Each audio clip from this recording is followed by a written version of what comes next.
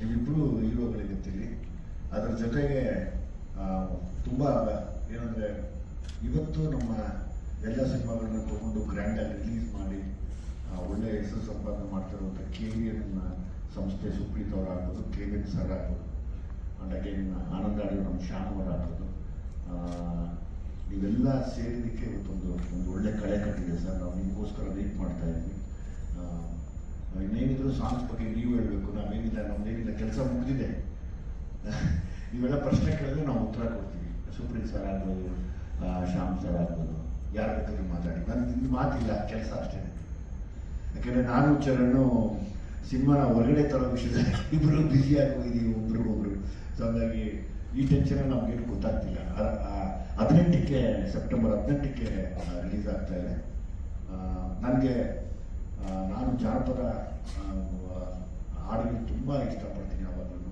ಅದ್ರಲ್ಲಿ ನಮ್ಮ ಧನುಷ್ ತಂಡ, ತಮ್ಮಡಪ್ಪನವ್ರು ಏನಾದ್ರು ಆ ಟೀಮ್ ಇದೆ ಅವರಾಗ್ಬೋದು, ನಮ್ಮ ಮಲೆ ಮಹದೇಶ್ವರ ಬಿಟ್ಟು ತಪ್ಪರಲ್ಲಿರುವಂತೆಲ್ಲ ಮಾರಪ್ಪ ಭಕ್ತರ ಆಗ್ಬೋದು, ಅದಾದ್ಮೇಲೆ ಮಂಟೇಸ್ವಾಮಿ ಆಗ್ಬೋದು, ಇನ್ನೂ ಸುಮಾರು ಫೋಕ್ ಸಾಂಗ್ಗಳನ್ನ ತರಬೇಕನ್ನೋ ಆಸೆ ಇದೆ ನನಗೆ. ಜೊತೆಯಲ್ಲಿ ಯಾವಾಗಲೂ ನಾನು ಇವತ್ತಿಗೆ ಹುಡುಗರಿಗೆ ಇಷ್ಟ ಆಗೋದಕ್ಕೆ ಒಂದು ಮ್ಯೂಸಿಕ್ನ ಅದ್ರ ಟಚ್ನ ಯಾವಾಗಲೂ ಚರಣ್ನ ಕೇಳ್ಕೊತೀನಿ. ಚರಣ್ ಆ್ಯಕ್ಚುಲಿ ಹೀರೋ ಈ ಸಾಂಗ್ಗೆ ಎಲ್ಲದಕ್ಕಿಂತ ಹೆಚ್ಚಾಗಿ. ಸೊ ಹಾಗಾಗಿ once again thank you Charan, thank you very much.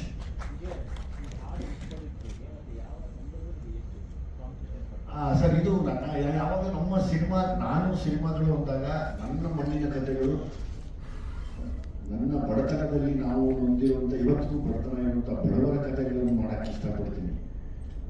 So ಹಾಗಾಗಿ ಬಡತನದ ನೋವು ಆಗ್ಬೋದು, ಯಾವಾಗ ನಾವು ಮೊದಲು ಕೇಳಿದಂಥ ಗೀತೆಗಳೆಲ್ಲ ಇವೇನೆ.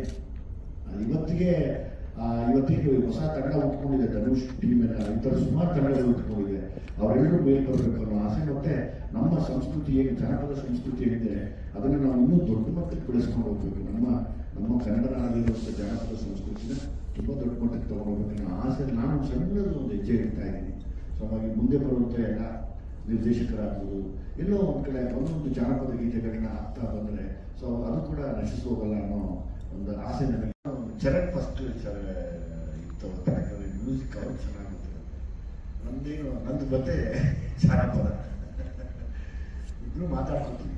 ಚರಣ್ ನೀವನ್ನ ಮಾಡೋದಲ್ವಾ ಅಂದಾಗ ಚರಣ್ ಅದು ಫುಲ್ ಫ್ಲೆಡ್ಜಾಗಿ ಮೈಂಡಿಗೆ ಬಂತಂದ್ರೆ 100% ಚರಣ್ ಬಿಡಲ್ಲ. ನನಗೆ ಚರಣ್ ಮೇಲೆ ಯಾವಾಗಲೂ ಅದೊಂದು ದೊಡ್ಡ ನಂಬಿಕೆ. ಮತ್ತು ಇದೇ ಸಿನಿಮಾಲ್ಲಿ ಇನ್ನೂ 3-4 ಸಾಂಗ್ಗಳಿದ್ದಾವೆ. ನನಗೆ ಗೊತ್ತಿರೋ ಹಾಗೆ ನಮಗೆ ನಾವೇ ಕಾಂಪಿಟೇಷನ್ ಆಗಿದ್ದೀವಿ. ಯಾಕೆಂದರೆ ಸಲಗಾಲಿ ಭೀಮಾಲಿ ತುಂಬ ಚೆನ್ನಾಗಿ ಮಾಡಿದ್ವಿ, ಎಲ್ಲ ಸಾಂಗ್ಸ್ ಬಿಟ್ಟಾಯ್ತು. ಈಗ ಚೆನ್ನಾಗಿ ಮಾಡಬೇಕು ಅಂತ ನಾವು ಹೋಗಿಲ್ಲ, ಏನು ಕೇಳ್ತಾ ಇದೆ ಸಬ್ಜೆಕ್ಟ್ಗೆ ಅಂತ ಮಾತ್ರ ಹೊಡೆದಾಡಿದ್ವಿ ಮತ್ತೆ ಕೂಡ. ಸೊ ಹಂಗಾಗಿ ಇದೆಲ್ಲ ಆಚೆ ಬರ್ತಿದೆ ಅಂತ ಕಾಣುತ್ತೆ. ಈಗ ಇನ್ನೂ ಒಂದು 3-4 ಸಾಂಗ್ ಏನು ಮಾಡಿದ್ದಾರೆ, ಹಾಗೆ ತುಂಬಾ ಎಲ್ಲರಿಗೂ ಇಷ್ಟ ಆಗುವಂಥ ಒಂದು ದೊಡ್ಡ ಆಲ್ಬಮ್ ಆಗುತ್ತೆ. ಯೋಚನೆ ಮಾಡ್ಕೊಂಡು ಬಂದಿದ್ದೀರಾ ಅಂತ? ಇಲ್ಲ, ನನಗೆ ಮೊದಲು ನಾವೇನು ಈ ಕಲಿಯಕ್ಕೆ ಬಂದಾಗ ಅಭಿನಯ ಅನ್ನೋದು ಬರೋದೇ ರಂಗ ತರಬೇತಿ ಇದ್ರೆ ಮಾತ್ರ. ಅದು ನನಗೆ ತುಂಬ ಶಕ್ತಿ ಕೊಡುತ್ತೆ ಯಾವತ್ತು.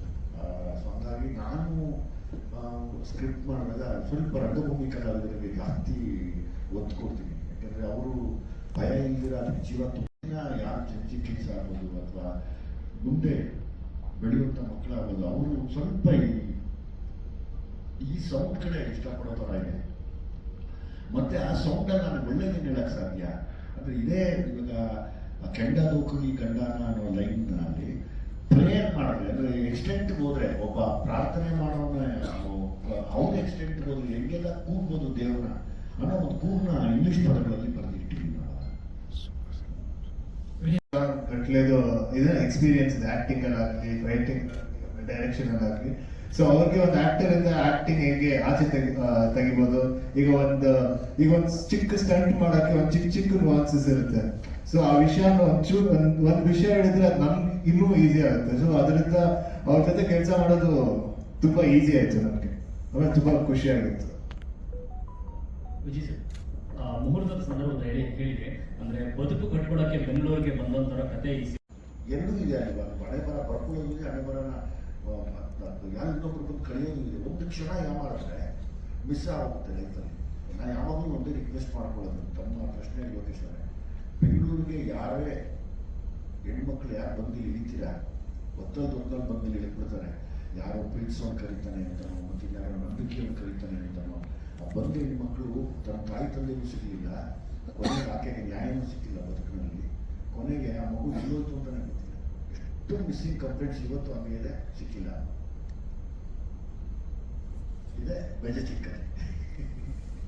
ಇಲ್ಲಿ ನಮ್ಮ ಸಿನಿಮಾಲಿ ಏನಾಗುತ್ತೆ ಅನ್ನೋದನ್ನ ಕುತೂಹಲದಿಂದ ತಾವು ಕೂಡ ನೋಡಿ ಅವತ್ತು ನನಗೆ ತಿಳಿಸ್ಬೇಕು ಮೊದಲನೇ ದಿವಸ ಅನ್ನೋ ಆಸೆ. ಸೂರ್ಯ ಅವರು ಕೂಡ ಆರಂಭದ ದಿನಗಳಲ್ಲಿ ಈ ರೀತಿಯಾದಂಥ ಸಬ್ಜೆಕ್ಟ್ಗಳನ್ನ ಜಾಸ್ತಿ ತಗೊಳ್ತಾ ಇದ್ರು. ಎಸ್ಪೆಷಲಿ ಕೆಂಡ ಸಂಪಿಗೆ ಬಂದಂಥ ಸಂದರ್ಭದಲ್ಲಿ ಡಿಪಾರ್ಟ್ಮೆಂಟಿಂದ ಒಂದಷ್ಟು ವಿಚಾರಗಳನ್ನ ತಿಳ್ಕೊಂಡು ಅದನ್ನ ತೆರೆ ಮೇಲೆ ತರುವಂತ ಕೆಲಸ ಮಾಡ್ತಿದ್ರು. ಸೊ ನೀವು ಅದೇ ರೀತಿ ಮಾಡಿದ್ದೀರಾ ಅಂತ ಹೇಳಿ. ಹೌದು, ನಾನು ತುಂಬ ಮೆಜೆಸ್ಟಿಕ್ಕಲ್ಲಿ ನನ್ನ ಟೀಮ್ ಜೊತೆ ತುಂಬ ಕತ್ಲಾದ್ಮೇಲೆ ಒಂದು 6 ಗಂಟೆ ಆದಮೇಲೆ ಕತ್ಲಾದ್ಮೇಲೆ ಹೆಂಗಿರುತ್ತೆ ಅಂತ ತುಂಬ ದಿವಸ ಓಡಾಡಿದ್ದೀನಿ. ತುಂಬ ದಿವಸ ಓಡಾಡಿ ಒಬ್ಬರೊಬ್ಬನೇ ಗೊತ್ತಿಲ್ಲದಂಗೆ ಕರೆಸಿ ಏನು ನಡೀತಾ ಇದೆ, ಯಾವಾಗಲೂ ಇದ್ದೇ ಇರ್ತಾರಲ್ಲ, ಯಾರೋ ಒಬ್ರು ನಮಗೆ ಮಾಹಿತಿ ಕೊಡೋರು ಇದ್ದೇ ಇರಬೇಕು, ಇಲ್ಲಾಂದರೆ ಕಷ್ಟ ಕೆಲಸ ಮಾಡೋದು. ಸೊ ಹಾಗಾಗಿ ಒಂದಷ್ಟು ಮಾಹಿತಿಗಳನ್ನ ಕಲೆ ಹಾಕಿ ಇದು ಸತ್ಯ ಅಂದಾಗ ಅದರೊಳಗಡೆ ಕೈ ಇಡ್ತೀನಿ ನಾನು ಪ್ರತಿ ಸರಿ ಕತೆ ಬರೆಯುವಾಗಲೂ. ಅದಕ್ಕೆ ನಾನು ಸ್ವಲ್ಪ ಸೂಕ್ಷ್ಮದಲ್ಲಿ ಕೊಟ್ಟಿದಾಗ ಆಕ್ಷನ್ಸ್ಗೆ ತುಂಬಾ ಇಂಪಾರ್ಟೆನ್ಸ್ ಇರ್ತಾ ಹೋಗುತ್ತೆ. ಬಟ್ ನೀವು ಹೇಗೆ ಈ ಒಂದು ಆಕ್ಷನ್ಸ್ ಬಗ್ಗೆ ಏನ್ ಹೇಳ್ತೀರಿ? ನೀವು ಹೇಗೆ ಅಡಾಪ್ಟ್ ಆದ್ರಿ ಅವರ ಒಂದು ಆಕ್ಷನ್ ಬಂದ್ರಿ ಅಂತ? ಅದೇ ಆಗ್ಲೇ ಹೇಳಿದ್ನಲ್ಲ, ಅವರ ನಿಮ್ಗೆ ಸೆಟ್ ಅಲ್ಲಿ ಅಷ್ಟು ಕಂಫರ್ಟಬಲ್ ಫೀಲ್ ಮಾಡಿಸ್ತಾರೆ. ಸೊ ನಾನೇ ಅನ್ಕೊಂಡಿರ್ಲಿಲ್ಲ ಒಂದಷ್ಟು ಎಮೋಷನ್ಸ್ ನನ್ನಿಂದ ಆಚೆ ಬರುತ್ತೆ, ಈ ತರ ಒಂದು ಆಂಗರ್ ಆಗಿರ್ಬೋದು, ಈ ತರ ಎಲ್ಲ ಫೈಟ್ಸ್ ಅಲ್ಲಿ ಆಗಿರ್ಬೋದು. ಬಟ್ ಅವರು ನನ್ನ ಅಷ್ಟು ಕಂಫರ್ಟಬಲ್ ಫೀಲ್ ಮಾಡಿಸಿದಾಗ ಅದಾಗದೆ ತುಂಬಾ ಚೆನ್ನಾಗಿ ಆಚೆ ಬಂತು. ಸೊ ಸ್ಟಾರ್ಟಿಂಗ್ ಒಂದು ಸ್ವಲ್ಪ ಇದಾಯ್ತು, ಬಟ್ ಅದಾದ್ಮೇಲಿಂದ ತುಂಬಾ ಚೆನ್ನಾಗಿ ಬಂತು. ವಿಜಯ್ ಸರ್ ಹೇಳ್ತಾ ಇದ್ರಿ, ಅವ್ರು ಬೆಂಗಳೂರೇ ನೋಡಿರಲ್ಲ, ಸೊ ಬೆಂಗಳೂರು ಹೇಗಿರುತ್ತೆ ಅನ್ನೋ ಐಡಿಯಾನೇ ಇರಲ್ಲ. ಸೊ ಅಂತವ್ರು ಬೆಂಗಳೂರಿಗೆ ಬಂದಾಗ ಅವ್ರಿಗೆ ಒಂಥರ ಬೇರೆ ಪ್ರಪಂಚಕ್ಕೆ ಬಂದಾಗ ಅನ್ಸುತ್ತೆ. ಸೊ ಅಲ್ಲಿ ಆ ತರ ಜನರನ್ನ ನಾನು ತುಂಬಾ ಸಲ ನಾನು ಯಾವಾಗಲೂ ಎಲ್ಲರಿಗೂ ಬೆಂಗಳೂರು ಗೊತ್ತು, ಎಲ್ಲರೂ ಬೆಂಗಳೂರು ನೋಡಿದ್ದಾರೆ ಅಂತ ಅನ್ಕೊಂಡಿದ್ದೆ. ಬಟ್ ಊರಿಗೆಲ್ಲ ಹೋದಾಗ ಒಂದಷ್ಟು ಜನ ಜೊತೆ ಮಾತಾಡ್ಸಿದಾಗ ಅವರು ಬೆಂಗಳೂರು ನೋಡೇ ಇರಲ್ಲ, ಅವ್ರ ಬೆಂಗಳೂರು ಐಡಿಯಾನೇ ಇರಲ್ಲ. ಅಂತ ಜನ ಇಲ್ಲಿ ಬಂದಾಗ ಅದು ಹೇಳಕ್ಕೆ ಅಲ್ಲ ಅವ್ರ ಎಕ್ಸ್ಪೀರಿಯನ್ಸ್ ಹೇಗಿರುತ್ತೆ ಅಂತ. ಆ ತರ ಒಂದಷ್ಟು ಎಕ್ಸ್ಪೀರಿಯನ್ಸ್ ನಮ್ಮ ಸಿನಿಮಾದಲ್ಲಿ ತೋರಿಸಿದ್ರು. ವಿಜಯ್ ಸರ್, ಅದೇ ನಿಮಗೆ ಹಂಗೆ ಕಾಡಿದ್ದಂಥದ್ದು ಮತ್ತೆ ಮೆಜೆಸ್ಟಿಕ್ ಅಲ್ಲಿ ನಿಮಗಾದ ಯಾವ್ದಾದ್ರು ಅನುಭವನ ಇಲ್ಲಿ ಕಟ್ಟಿಕೊಡುವಂತಹ ಪ್ರಯತ್ನ ಆಗಿದೆಯಾ? ಒಂದಿಷ್ಟು ಘಟನಾವಳಿಗಳು. ಕಥೆ ವಿಚಾರಕ್ಕೆ ಕ್ಷಮಿಸಿ ದಯಮಾಡಿ. ಒಂದಷ್ಟು ವಿಷಯಗಳು ನೀವು ಸಿನಿಮಾ ನೋಡಿದಾಗ 100% ಅರ್ಥ ಆಗುತ್ತೆ. ತುಂಬಾ ವ್ಯತ್ಯಾಸ ಇದೆ. ಗಾಂಧಿನಗರಕ್ಕೂ ಮೆಜೆಸ್ಟಿಕ್ಗೂ ತುಂಬಾ ವ್ಯತ್ಯಾಸ ಇದೆ. ಇಲ್ಲ, ಮೆಜೆಸ್ಟಿಕ್, ಗಾಂಧಿನಗರ ಎಲ್ಲಾನು ಚಿಕ್ಕ ವಯಸ್ಸಿಂದಾನು ನೋಡ್ಕೊಂಡು ಬಂದಿದ್ದೀನಿ. ಏನೇ ಇದ್ರೂ ನಮ್ಮ ಸಿನಿಮಾ ನೈಟ್ ಶೋಗಳೆಲ್ಲ ಆಗೋದು ಮೆಜೆಸ್ಟಿಕ್ ಅಲ್ಲ. ಸೊ ಅಂದ್ರೆ ಫುಲ್ ಡೀಪ್ ಆಗಿ ನೋಡಿಲ್ಲ, ಬಟ್ ಒಂದ್ ಹಂತದಲ್ಲಿ ನೋಡಿದ್ದೀನಿ. ಬಟ್ ವಿಜಯ್ ಸರ್ ಜೊತೆ ಇನ್ನೂ ತುಂಬಾ ಚೆನ್ನಾಗಿ ಮೆಜೆಸ್ಟಿಕ್ ನೋಡ್ತಾರೆ.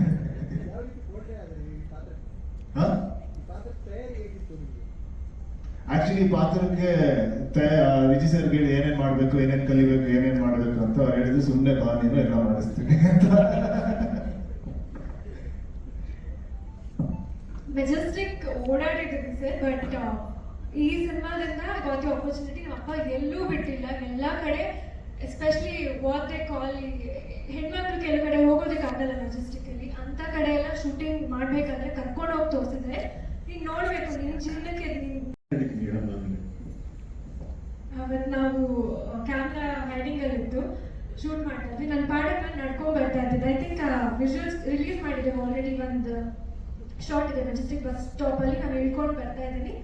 ನನ್ನ ಪಾಡಕ್ಕೆ ನಾನು ಬರ್ತಾ ಇದ್ದೆ. ಬಟ್ ನಾವೆಲ್ಲರೂ ಕೇಳಿದ್ದೀವಿ how dangerous Majestic can get ಅಂತ. ಅವತ್ತು ನನಗೆ ಎಕ್ಸ್ಪೀರಿಯನ್ಸ್ ಆಯಿತು. ನಾನು ಏನೂ ಮಾಡಿಲ್ಲ, ನಾನು ನಡ್ಕೊಂಡು ಬರ್ತಾ ಇದ್ದೆ. ಯಾರೋ ಒಂದು ಮಿಡಲ್ ಏಜ್ ಒಬ್ರು ವ್ಯಕ್ತಿ ಮ್ಯಾನ್ ಬಂದು ಅವ್ರೇನೋ ಹೇಳಿದ್ರು ನನಗೆ ಅದು ಕ್ಲಿಯರ್ ಆಗಿ ಅರ್ಥ ಆಗಿಲ್ಲ. ಅವ್ರ ಭಾಷೆ ಕನ್ನಡನೇ ಇತ್ತು, ಬಟ್ ನನಗೆ ಅರ್ಥ ಆಗಿಲ್ಲ. ಬಟ್ ಅವ್ರ ಇಂಟೆನ್ಷನ್ ಏನು ಅಂತ ಇಟ್ ವಾಸ್ ವೆರಿ ಕ್ಲಿಯರ್. ಒಂದು ಒಬ್ಬಳೆ ಹೋಗ್ತಾರೆ ಹುಡುಗಿನ ಅಪ್ರೋಚ್ ಮಾಡಿ ಬೇರೆ ರೀತಿಯಲ್ಲಿ ಅವ್ರು ಮಾತಾಡಿದ್ರು. Immediately before I could react, ನಮ್ಮ ಟೀಮ್ ಎಲ್ಲ ಬಂದು, ಅಪ್ಪ ಬಂದ್ರು, ನಮ್ಮ ಡೈರೆಕ್ಟ್ ADs ಎಲ್ಲರೂ ಬಂದು they took care of the situation. But ಅವತ್ತು ಅನಿಸ್ತು, ಹೆಣ್ಮಕ್ಳಿಗೆ ತುಂಬಾ ಹೇಳ್ತಾರಲ್ಲ ಸರ್, ಮೈ ತುಂಬ ಬಟ್ಟೆ ಹಾಕೊಂಡ್ರು ಬಿಡಲ್ಲ, ನೀವೆಲ್ಲ ಯಾವುದೇ ಜಾಗಕ್ಕೆ ಹೋದ್ರು. ಸೊ ಅದೆಲ್ಲ ಒಂದು ಎಕ್ಸ್ಕ್ಯೂಸಸ್ ಅಲ್ಲ. They want to trouble you, ಖಂಡಿತ ಅವ್ರು ಬಂದು ತೊಂದರೆ ಕೊಟ್ಟೇ ಕೊಡ್ತಾರೆ. ಇನ್ನೊಂದು ಸಿನಿಮಾ ಮಾಡೋಣ ಅಂತ ಆಸೆ, ಇಷ್ಟ. ಅಂದ್ರೆ ಅವಾಗಿಂದ ವಿನಯ್ ಹೇಳ್ತಿದ್ರು ವಿಜಯ್ ಸರ್ ಜೊತೆ ಕಂಫರ್ಟಬಲ್ ಇಲ್ಲ, ಅದೊಂದು ಸಮುದ್ರ, ಆ ಮನೆನೇ ಅಭಿನಯಕ್ಕೆ ಒಂದು ಸಮುದ್ರ, ಅದ್ರಲ್ಲಿ ನಾವು ಹೋಗಿ ನಿಂತಿದ್ದೀವಿ ಅಷ್ಟೇ. ಸೊ ಹಂಗಾಗಿ ಅದೇ ನೀರನ್ನು ಅದಕ್ಕೆ ಚೆಲ್ಲಿದ್ದೀನಿ ಅಷ್ಟೇ. ಅಂದ್ರೆ ನೀವು ನೀವು ವಿನಯ್ ತುಂಬಾ ಟ್ಯಾಲೆಂಟೆಡ್ ಇದೆ. ನನಗೆ ವಿನಯ್ ಇವಾಗಲೂ ತುಂಬಾ ಪರ್ಸನಲ್ ತುಂಬಾ ಇಷ್ಟ. ಯಾಕಂದ್ರೆ ಅವ್ರ ಮನೇಲಿ ಇದೆಯಲ್ಲ, ನಮ್ಮ ಅಣ್ಣವ್ರು ಇದ್ದಾರಲ್ಲ, ಶಿವಣ್ಣ ಅವ್ರು ಇದ್ದಾರೆ, ರಾಘಣ್ಣ ಇದ್ದಾರೆ, ಅಪ್ಪು ಸರ್ ಇದ್ದಾರೆ, ಯುವ ಇದ್ದಾರೆ ಅಲ್ವಾ. ಆ ಕಲೆ ಆರಾಧನೆ ಅವ್ರಿಗೆ ಗೊತ್ತಿರೋದು, ನಾವಿಲ್ಲ, ನಾವು ಕಷ್ಟಪಟ್ಟು ಕಲಿತಾ ಇದೀವಿ ಅಷ್ಟೇ. ಬಟ್ ಇಂಥ ಸಬ್ಜೆಕ್ಟ್ಗಳನ್ನ ಜಾಸ್ತಿ ಪಿಕ್ ಮಾಡೋದು ನೀವು ಇಂಡಸ್ಟ್ರಿಯಲ್ಲಿ ನಮ್ಗೆ ಗೊತ್ತಿರೋ ಹಾಗೆ. ಬಟ್ ಈಗ ವಿನಯ್ ಕೂಡ ಆ ಒಂದು ಟ್ರ್ಯಾಕಿಗೆ ಬರ್ತಾರೆ. ಹಿಂದೆ ರಾಮಾಯಣ ಕೂಡ ಬಂತು, ನಾವು ನೋಡಿದ್ವಿ. ತುಂಬಾ ಏನೋ ಕಲ್ಸ್ಬಿಟ್ಟಿದೀನಿ ವಿನಯ್, ಮಾತಾಡೋದಿಲ್ಲ, ಚೇಂಜ್ ಆಗ್ಬಿಟ್ಟಿದ್ದಾರೆ ಈಗ, ಸಾಫ್ಟ್ ಆಗಿಲ್ಲ ವಿನಯ್, ಈಗ ಸಾಫ್ಟ್ ಆಗಿ ಮಾತಾಡೋದೇ ಇಲ್ಲ. ಮತ್ತೆ ಮಿಡ್ಲ್ ಆಫ್ ದ ಸಿನಿಮಾಲಿ ವಿನಯ್ ಭಾಷೆ ಸಕಾರ ಆಗ್ಬಿಡ್ತು. ನನ್ಗೆ ಯಾವಾಗ ಖುಷಿ ಆಯ್ತಪ್ಪ ಸಕಲ ಮಾತಾಡಿದವ ವಿನಯ್ ಇವಾಗ. ವಿನಯ್ ಸರ್, ಯಾಕಂದ್ರೆ ನೀವು ಮೇಕಿಂಗ್ ಅಲ್ಲಿ ನೋಡ್ಬೋದು, ಅಲ್ಲೆಲ್ಲ ಇಬ್ರು ನಗ್ತಾ ಇದೀವಿ, ನಾವು ಕಿವಿಲೇನೋ ಹೇಳ್ಬಿಟ್ಟು ಬಂದ್ಬಿಡ್ತಾ ಇದ್ದಾರೆ. ವಿನಯ್ ಸರ್, ನಿಮ್ಮೂರಿನ ಪಾತ್ರದಲ್ಲಿ ನೀವು ಕಾಣಿಸ್ಕೊತಾ ಇದ್ದೀರಿ ಖುಷಿಗೆ. ನಗರದಿಂದ ಬಂದಂತ ಒಬ್ಬ ವ್ಯಕ್ತಿ ಪಾತ್ರದಲ್ಲಿ ಈಗ ಜೋಗಿ ಸಿನಿಮಾದಲ್ಲಿ ಶಿವಣ್ಣ ಚಿಕ್ಕ ವಯಸ್ಸಿಂದನೂ ಬೆಟ್ಟಕ್ಕೆ ಹೋಗ್ತಾ ಇದ್ದೀನಿ. ಚಿಕ್ಕ ವಯಸ್ಸಿಂದ ಅಂದ್ರೆ ಮಗುವಿಂದನೇ ಹೋಗ್ತಾ ಇದ್ದೇನೆ. ನಮ್ಮ ತಾಯಿ ತುಂಬಾ ಹೋಗ್ತಾರೆ. ಸೊ ಅಲ್ಲೇ ಹೋಗಿ ನನಗೆ ವಿನಯ್ನ ಮತ್ತೆ ಮೋನಿಶಾನ ಯಾವಾಗಲೂ ಅವರು ನನಗೆ, ನನ್ನ ಒಬ್ಬ ನಿರ್ದೇಶಕರಾಗಿ ನಾನು ಅವ್ರನ್ನ ತುಂಬ ಇಷ್ಟಪಡ್ತೀನಿ. ಮತ್ತು ಎಲ್ಲ ಕಲಾವಿದರು ಹಾಗೆ ಸಮಾನತೆಯಲ್ಲಿ ಇಷ್ಟಪಡ್ತೀನಿ. ನನಗೆ ಯಾವಾಗಲೂ ಅದು ಇಷ್ಟ, ಈಕ್ವಾಲಿಟಿ ಎಲ್ಲರೂ ನನಗೆ ಗೊತ್ತೇ ಚೆನ್ನಾಗಾಗಬೇಕು ಅನ್ನೋ ಆಸೆ.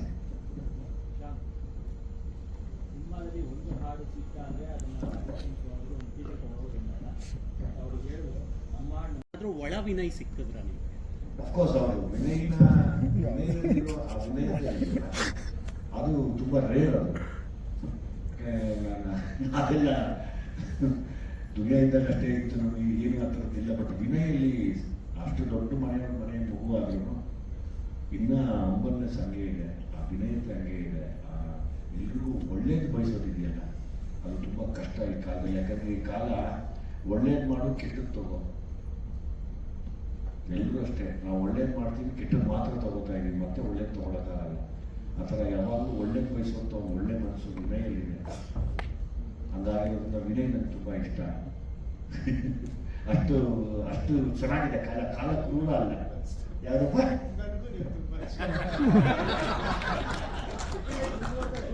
ಹಾಗೆ ಈ ಕಾಲನೇ ಹಾಗೆ, ಒಳ್ಳೇದು ಮಾಡು, ಕೆಟ್ಟದ್ದು ತಗೋ, ಅದೇ ನಿಮ್ಗೆ ಗಿಫ್ಟ್.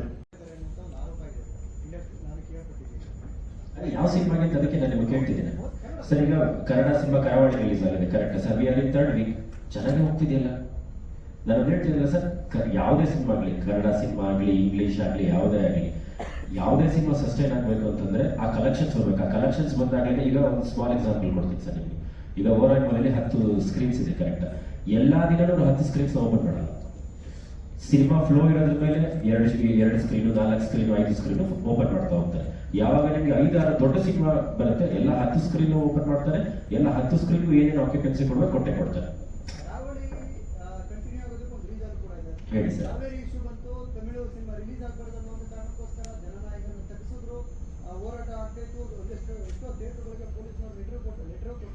ಸರ್ ಅದಕ್ಕೆ ರೀಪ್ಲೇಸ್ಮೆಂಟ್ ಆಗಿರೋದು ಇಂಗ್ಲಿಷ್ ಸಿನಿಮಾನೇ ಹೊರತು ಕನ್ನಡ ಸಿನಿಮಾ ಯಾವುದಾಗಿಲ್ಲ ಸರ್. ನೀವು ಆ ಟೈಮಲ್ಲಿ ನೀವು ನೋಡಿದ್ರೆ ಹೈದರಾಬಾದ್ ಮೂವಿ ಲೋಕಲ್ ಸಿನಿಮಾನ ಜನ ಜಾಸ್ತಿ ಪ್ರಿಫರ್ ಮಾಡ್ತಾರೆ ಸರ್. ಅದೇ ಬ್ಯಾಂಗ್ಳೂರಲ್ಲಿ ನೀವು ನೋಡಿದ್ರೆ 7ರಿಂದ 8 ಲ್ಯಾಂಗ್ವೇಜ್ ಸಿನಿಮಾ ರಿಲೀಸ್ ಆಗುತ್ತೆ.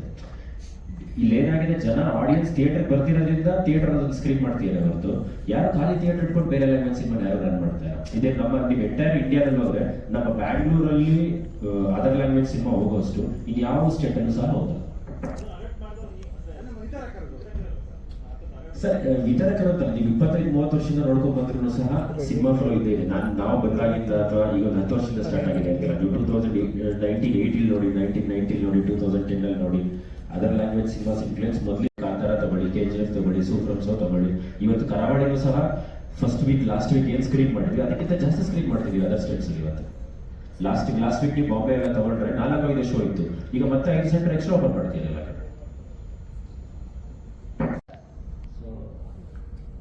ಆ ಅದೃಷ್ಟನ ಮೋನಿಶಾ ವಾಪಸ್ ಕೊಡ್ತಾ ಇದ್ದಾರೆ ವಿಜಯ್. ಮೋನಿಶಾ ಯಾವಾಗಲೂ ನಿಮ್ಗೆ ಅದೃಷ್ಟ ಅದು ಯಾವಾಗಲೂ ಹೇಳೋದು. ಏಕೆಂದರೆ ಆ ಹುಡುಗಿ ಹುಟ್ಟಿದ ಮೇಲೆ ಯಾವ ಕಷ್ಟನೂ ನೋಡಿಲ್ಲ. ಕಷ್ಟ ನೋಡಿರೋದು ಶೂಟಿಂಗ್ ಎಲ್ಲ ಒಂದೇ ಅನ್ಸುತ್ತೆ. ಬಟ್ ಮೋನಿಶಾಗಿಂತ ಜಾಸ್ತಿ ವಿಜಿ ಪ್ರೀತಿಸಿದ್ದು ವಿನಯ್ನ. ಏಕೆಂದ್ರೆ ಆ ಪಾತ್ರನ ನೀವು ಮೇಕಿಂಗ್ ವಿಡಿಯೋ ನೋಡ್ಬೋದು, ಮಗಳನ್ನ ಸೈಡ್ಗೆ ನೋಡ್ಬಿಟ್ಟಿದ್ದ. ಯಾಕೆಂದ್ರೆ ಆಕ್ಷನ್ ವಿಚಾರದಲ್ಲಿ ಮತ್ತೆ ನಮಗೆ ಕಮರ್ಷಿಯಲ್ ಆಸ್ಪೆಕ್ಟ್ ಅಲ್ಲಿ ನೋಡಿದಾಗ ವಿನಯ್ ಅವ್ರ ಕಣ್ಣನ್ನ ಎದುರಿಸೋದು ತುಂಬಾ ಕಷ್ಟ ಇದೆ. ಆ ಮಟ್ಟದ ಒಂದು ಆಕ್ಷನ್. ಮತ್ತೆ ಸಿಟಿ ಲೈಟ್ಸ್ ನಿಮಗೆ ಇಲ್ಲಿ ಕೂತಾಗ ಮಾತಾಡಿದ್ದು ಒಂದು ಒಂದು ಹಳ್ಳಿಯಿಂದ ಈ ನಗರಕ್ಕೆ ಬಂದಿರೋ ಕಥೆ ಅಂತ ಅಂದ್ರು, ಅದ್ರ ಒಳಗೆ ತುಂಬಾ ತಿರುವುಗಳಿದೆ. ಕತೆ ಪದೇ ಪದೇ ನನಗೆ ರೈಟರ್ ಆಗಿ ತುಂಬಾ ನೆನಪಾಯಿತು. ಅದು ವಿಜಿ ಜೊತೆ ಡಿಸ್ಕಸ್ ಕೂಡ ಮಾಡಿದ್ದೀನಿ. ಮತ್ತೆ ಚರಣ್ ರಾಜ್ ಅವರು